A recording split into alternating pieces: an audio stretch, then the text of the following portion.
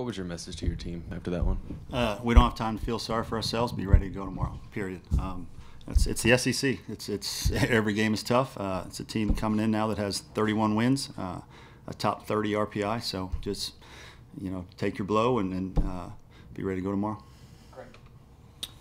Mark, I'm not sure if you got an explanation for that call. I think it was in the top of the fifth with Eddie's balk/walk. Can you just describe what the umpire said to you? Yeah, the umpire said that he didn't stop, and then the continuation of the play allowed them to call that a ball, which was ball 4. So that's what happened there.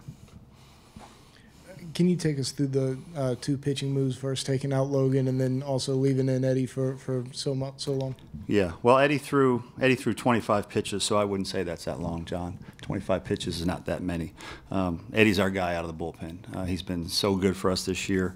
What our plan has been with these starting pitchers is once they get that 70-plus range, in the 5th inning, that's when we start looking at the bullpen, because that's how we've had our success.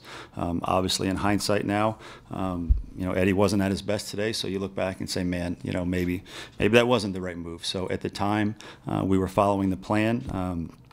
It just didn't work out tonight. But when you give the ball to Eddie with a lead, generally he comes through. So it wasn't his night tonight, but you have to make decisions and go with them at the right time, and sometimes they just don't go your way. 10 hits, but 10 runs left on base. Was that just good pitching, or did you see something you guys wasn't doing? No, it was good pitching. I mean, that's a Friday night lefty once again with a really good ERA coming in, and we got him out in the 5th inning too. I think it's ironic that they did the exact same move we did. They took their guy out in the 5th inning. He was at 85 pitches, and our guy was in the 70s. So both teams made really the same move, and we got the bases loaded there with Rowe, and their guy made a great pitch and got out of it.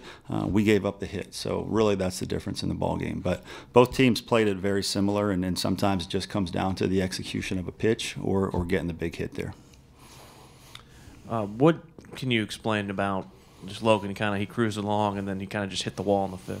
Yeah, well, I mean that's that number we've kind of figured out with Logan as a young freshman who still needs to get stronger as he gets older. That's kind of the number where he starts to you have to really watch him closely. So plus don't discount the fact that it was 92 degrees out there. So guys were working really hard out there in that heat, and I think that factored into it as well. But Logan gave us a good outing tonight.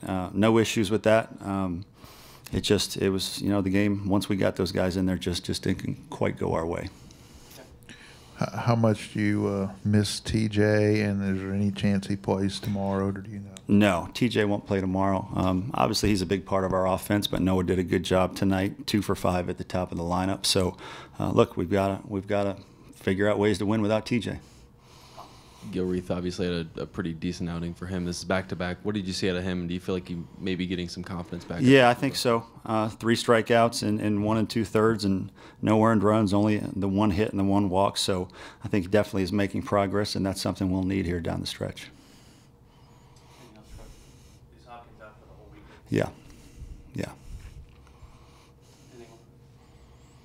All right, thank you.